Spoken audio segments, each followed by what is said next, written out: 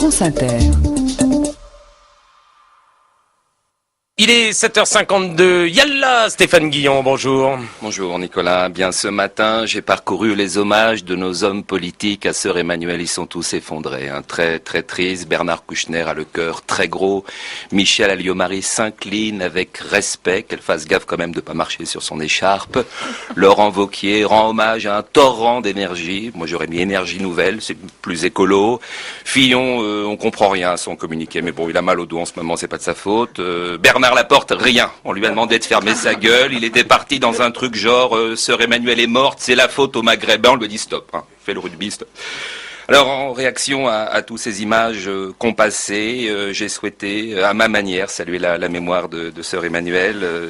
C'est une bonne femme, vive, pleine d'humour, surnommée par Libération la vieille nonne indigne.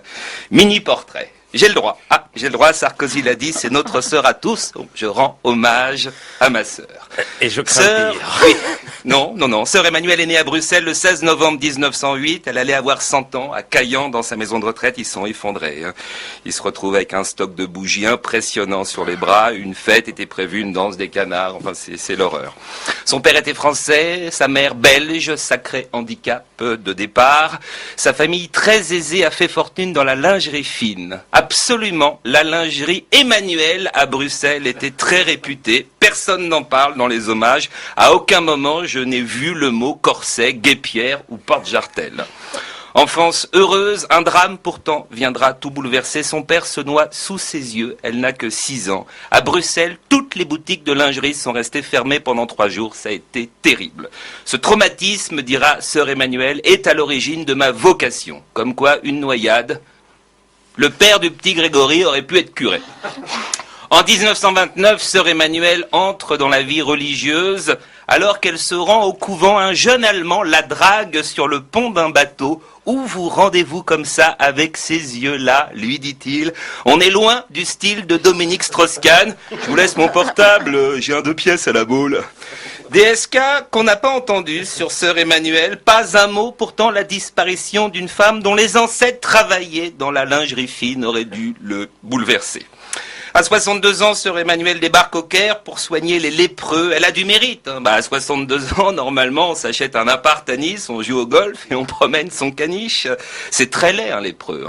C'est très très laid. Quand tu leur tricotes des gants, ça va plus vite, mais sinon, il y a peu d'avantages.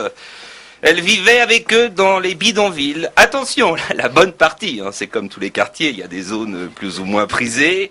Sœur Emmanuelle était pour le mariage des prêtres et distribuait la pilule dans ses dispensaires. Mon Dieu, pour vous que Benoît XVI n'écoute pas mon papier, c'était une coquine, Sœur Emmanuelle. Elle est même tombée amoureuse d'un collègue professeur, un homme très intelligent, très bien, avec lequel je parlais littérature et philosophie. Après une nuit de doute, nous dit-elle, j'ai renoncé à ma passion. Elle a dû essayer diverses petites tenues, l'héritage paternel, et à l'aube, elle s'est tournée vers Dieu. Des années plus tard, j'ai reçu une lettre et reconnaissant son écriture sur l'enveloppe, mon vieux cœur de 70 ans a fait crunch. On est loin de Dominique Strauss-Kahn. Suce-moi tout de suite, ma belle, j'ai 10 minutes, après je rentre en réunion. Bon, voilà. L'hommage, mon hommage est fini. Toutes nos icônes sont parties. Sœur Emmanuelle, l'abbé Pierre, Mère Teresa, Mère Denis. Oui, Mère Denis, je m'en rappelle encore. Pendant 3 semaines à la maison, le lave-linge était resté silencieux. Allez, à demain.